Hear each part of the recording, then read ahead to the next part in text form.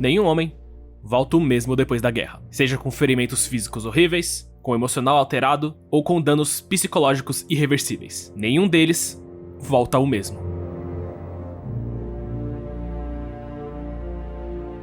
A guerra é a principal prova existente de que a humanidade nunca irá se entender de verdade. Se existem diferenças entre eles, já é um motivo para eles quererem se matar. Existem diversos impactos que uma guerra pode causar em uma sociedade, sejam elas mais físicas, como o bombardeio nuclear de Hiroshima e Nagasaki no Japão, ou mais espirituais, como no caso da França, que foi completamente submetida ao controle dos nazistas em muito pouco tempo, desmoralizando não só o povo, mas a nação como um todo. Tendo isso em mente, existem muitas e muitas histórias de pessoas que foram afetadas pelo conflito da Segunda Guerra Mundial, assim como existem muitas e muitas histórias de eventos dentro desse momento histórico que mudaram o rumo dela completamente. É pensando nisso que temos o filme de hoje, um que conta a história de 400 mil soldados presos em uma praia que se encontram tendo que escolher entre desistir e se render, ou lutar e serem completamente aniquilados nesse processo. Uma história marcante pelo fato dela não terminar em nenhuma dessas opções citadas. Bom dia, boa tarde ou boa noite, sei lá. Eu sou o Vagabond e hoje vamos falar sobre Dunkirk.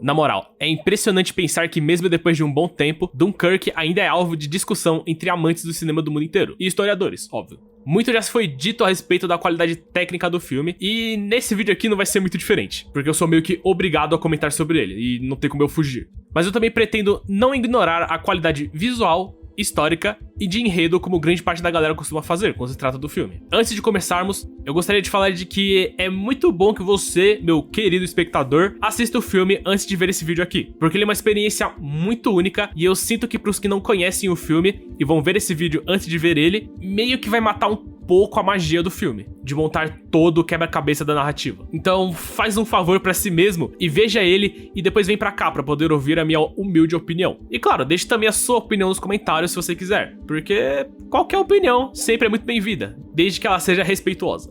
Enfim, chega de enrolação e bora pro filme.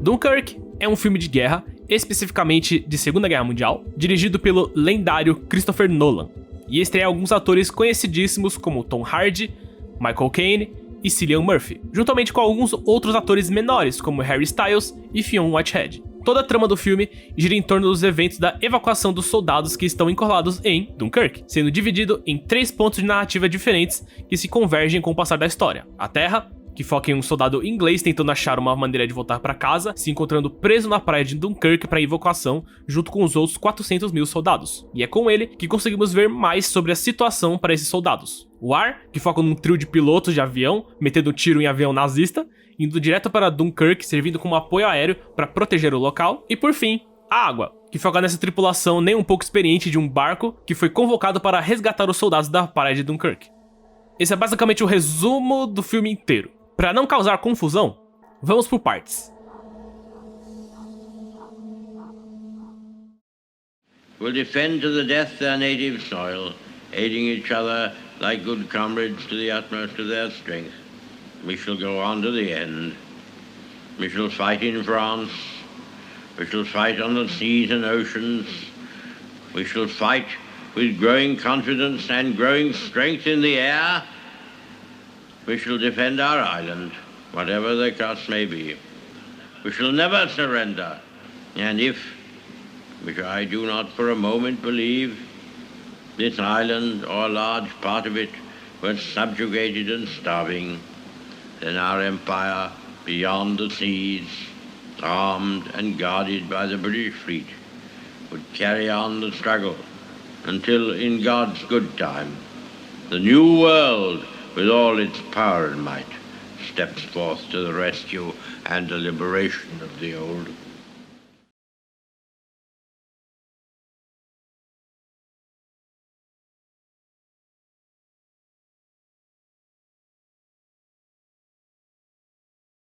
Os primeiros minutos do filme são especificamente dedicados aos momentos tensos e desesperadores que os soldados aliados tiveram que passar durante todo o evento histórico em Dunkirk, da Segunda Guerra Mundial. Aqui a gente já consegue ver um pouco do que o filme inteiro vai ser, basicamente. Não existem imagens violentas e cheias de gore e sangue, que nem no começo de Resgate do Soldado Ryan, por exemplo. Dunkirk prioriza, no geral, a ambientação e a tensão de toda a situação, sem nenhum diálogo de exposição. Quer dizer, quase nenhum, né? Ele é mais sobre o trauma e o psicológico dos personagens da trama do que tiro, porrada e explosão. E por isso, ele passa mais a impressão de ser um filme de suspense do que um filme de guerra.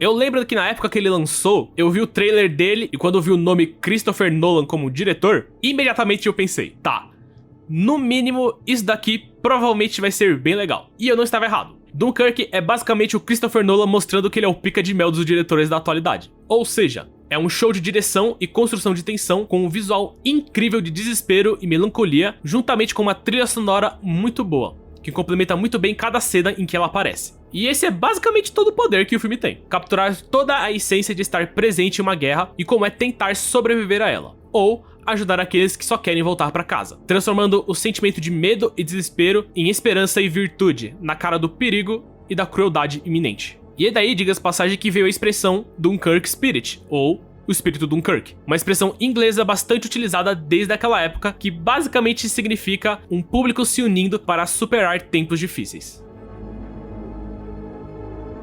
Como eu disse antes, toda a força do filme vem da imersão, de tornar a situação mais realista o possível, sem ser exagerada na violência ou no drama. E, cara, chega a assustar o quão bem o filme faz isso. O filme tem uma narrativa não linear tão interessante e tão bem construída que é quase impossível não tirar os olhos pra saber como ela termina. Isso sem falar em toda a ação que o filme tem. Os aviões, os navios, as explosões, todos eles são tão bem feitos e tão autênticos que chega a fechar o cu quando você ouve um avião descendo do céu, porque ele provavelmente tá pronto pra descer o chumbo na galera. Lembra um pouco aquele filme do Michael Bay, sabe? O Pearl Harbor, tirando o fato dele ser uma bosta, onde se você remover os primeiros 90 minutos daquele lixo, é basicamente Dunkirk onde ele começa e onde ele termina. O filme começa, boom, desgraça, pau no cu, não sei o que. Ele já te prende nele numa velocidade que chega a ser incrível. Tudo é feito bem rapidamente do começo e não existe aquele momento que os personagens se reúnem em uma fogueira e trocam nomes ou historinhas, sabe? Os caras simplesmente só aparecem, você sabe o mínimo sobre eles e vida que segue. Por culpa disso, nenhum dos personagens tem realmente um arco de desenvolvimento e eles servem mais como uma porta de perspectiva para o espectador se colocar dentro da guerra, já que grande parte das cenas são feitas na visão do personagem que estamos acompanhando. E isso torna todos eles, sem exceção, em cascas vazias de personagens sem um pingo de carisma. O exemplo mais prático que eu posso dar aqui é o protagonista da parte da Terra, que fala, tipo, 3 falas no filme inteiro, e eu ainda tô chutando alto.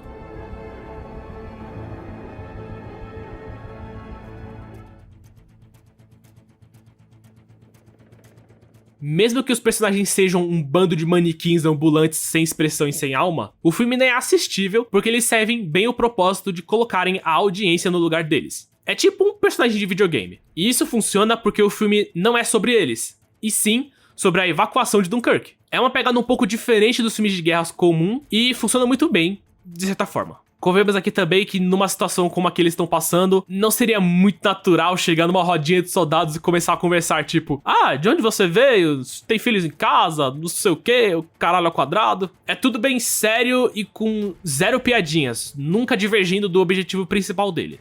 Não existem momentos que são de graça ou são inúteis pra narrativa. E mesmo sendo algo bem simples na caracterização dos personagens, ela acaba sendo completamente escondida pelo jeito não linear de contar a história. Bicho, narrativa não linear, cara. Que satisfação, Aspira. Toda a construção da narrativa é genial. Cada ponta da narrativa se encontra com a outra de uma maneira tão natural e tão brilhante que sempre que rolava um momento que eu já vi com um personagem A, só que dessa vez na perspectiva do personagem B, minha cara virava um PogChamp ao vivaço. E é bem legal que algumas partes mostram o que vai acontecer com os outros personagens no futuro. E a gente só fica sabendo disso quando a gente chega naquela parte com os outros personagens. Falando assim é meio confuso, mas Pra exemplificar melhor, tem uma cena com um dos aviadores na parte do ar que é interpretado pelo Tom Hardy, onde ele vê um navio e um barco azul afundando com alguns soldados pulando pra dentro da água. E mais pra frente no filme, na parte da terra, o protagonista e o grupo dele encontram um barco azul encalhado que eles pretendem usar para fugir. O barco então é fuzilado pelos soldados alemães e quando a maré sobe e leva o barco pra porra do mar, lá ele começa a afundar, o que obriga ele e o resto do grupo pular dentro da água. E adivinha só, do outro lado tem um navio que foi bombardeado por aviões e que agora também está afundando. É muito legal essas ligações que eles fazem e são os momentos de ouro do filme disparados.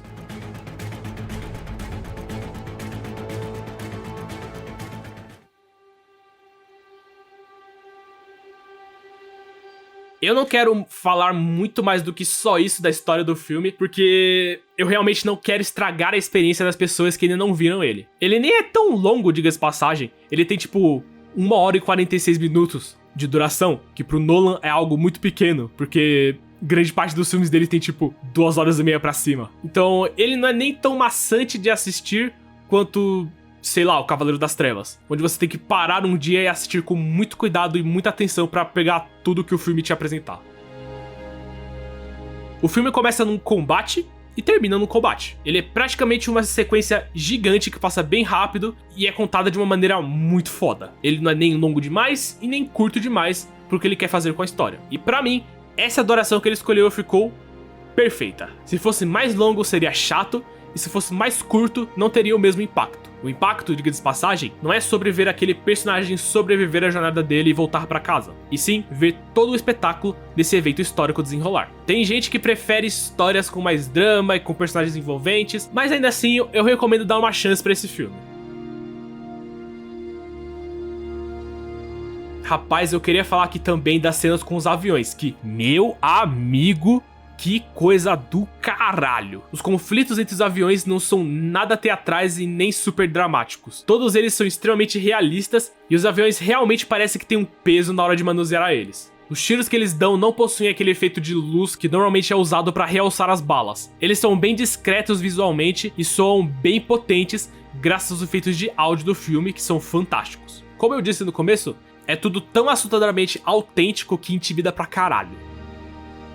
As cenas de ação e tensão também são muito bem complementadas pela trilha sonora que foi composta pelo Hans Zimmer. Mesmo eu não sendo um grande fã dele, a trilha sonora é muito boa. Pra quem não conhece, o Hans Zimmer é o compositor de trilhas sonoras muito famosas de filmes bem conhecidos, como todos os filmes de Piratas do Caribe e a trilogia do Cavaleiro das Trevas. A trilha sonora do filme não é uma melodia bonita, mas ao mesmo tempo ela não chega a ser uma cacofonia. Parece que ela foi feita especificamente para complementar os efeitos de áudio do filme. E sempre que eu ouço a trilha sonora do filme, diga-se passagem, eu lembro instantaneamente dos barulhos de tiros dele também. Falando sobre o Hans Zimmer, eu quero fazer um vídeo sobre a importância da trilha sonora em filmes, séries, jogos e animações no geral, só pra explicar o porquê eu acho que grande parte das trilhas sonoras de hoje em dia são bem mais sem graça do que as de antigamente. E também pra explicar a minha relação com o Hans Zimmer, que provavelmente só de eu falar que eu não gosto do trabalho dele, já faz eu ser martirizada por metade da galera que assiste filmes hoje em dia. Lembrando, isso é só uma ideia e eu não sei quando e nem se vai sair algum dia, mas é algo que seria legal de fazer.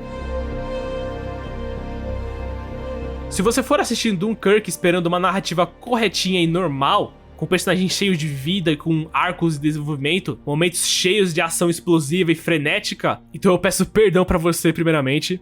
E, segundamente, se você não gosta da ideia do que o filme traz, já pode tirar ele da lista. Dunkirk é um filme bem simples, mas ao mesmo tempo bem realista. Muita gente morre na guerra e nem sempre elas morrem como heróis. Isso sem falar que às vezes elas morrem até mesmo sozinhas e aterrorizadas, sem saber o que caralho está acontecendo. Nem sempre vai ter alguém do seu lado numa situação como essa pra te dizer que tudo vai ficar bem. E é isso que Dunkirk não tem vergonha de aplicar na narrativa dele. Nem todos os personagens vão viver pra contar a história, mesmo 400 mil pessoas sendo resgatadas da praia. E é isso que faz ele brilhar em meio a um exército de filmes de guerra. O filme é bem simples, mas extremamente memorável pelo jeito que ele consegue envolver o espectador, mesmo não tendo personagens de verdade. Filmes como O Resgate do Soldado Ryan são filmes sobre personagens em um cenário horrível, enquanto Dunkirk é apenas sobre o cenário horrível que uma guerra pode criar. E com isso, minha nota final para Dunkirk é um 7. É um bom filme, mas não é o melhor filme do Nolan.